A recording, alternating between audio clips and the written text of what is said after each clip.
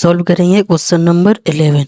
वाल्मीकि's income is 28% more than that of Amit. How many percent is Amit's income less than that of Valmiki?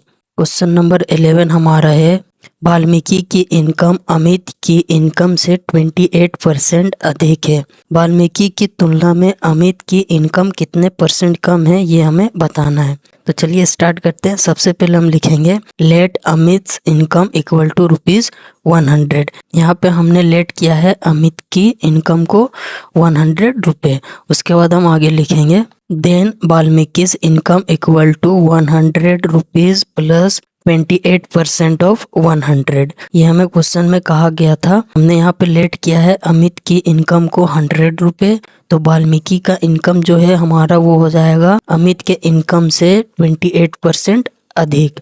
तो यहाँ पे हमने वही लिखा है, ये हमारा 100 रुपये है और यहाँ पे प्लस का साइन है, प्लस 28% ऑफ 100। यहाँ पे हमारा 100 का 28% है, तो ये हमारा वाल्मीकि का इनकम हो जाएगा। इसको हम सोल्व करेंगे। 100 प्लस 28 की जगह पे हमारा 28 है, परसेंटेज हटाएंगे, यहाँ पे हमारा 100 हो जाएगा। ऑफ के लिए मल्टीप्लाई का साइन और 100 की जगह पे 100।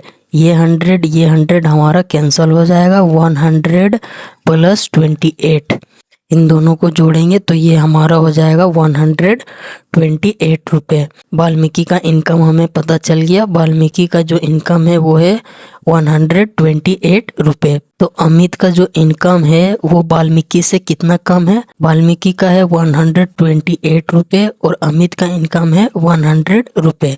वाल्मीकि का इनकम है 128 रुपये और अमित का इनकम है 100 रुपये। तो अमित का वाल्मीकि से कितना कम इनकम है, इसको माइनस करेंगे तो ये हमारा पता चल जाएगा कि अमित का वाल्मीकि से 28 रुपये इनकम कम है। तो इसको हम यहाँ पे नीचे लिख लेते हैं। Amit income less than Valmiki equal to ₹28। Amit का जो इनकम है वाल्मीकि से ₹28 रुपये कम है। उसके बाद हम आगे लिखेंगे Amit's income percent less than Valmiki equal to 28/100। 28 multiply by 100%। ये 28 हमारा है। अमित का जो इनकम है वाल्मीकि से कितना कम है, ये हमारा 28 है और नीचे में हमारा है 128। ये 128 हमारा है वाल्मीकि का इनकम और मल्टीप्लाई बाय 100%। इसको हम सोल्व करेंगे।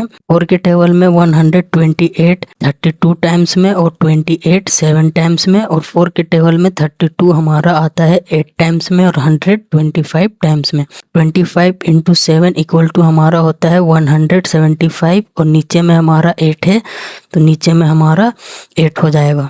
175/8% ये हमारा आंसर हो जाएगा। इसको चाहे तो हम मिक्स्ड फ्रैक्शन में भी लिख सकते हैं। मिक्स्ड फ्रैक्शन में ये हमारा हो जाएगा 21/7/8%। ये हमारा आंसर हो जाएगा क्वेश्चन नंबर 11 के लिए। और इसी के साथ हमारा क्वेश्चन नंबर 11 कंप्लीट होता है।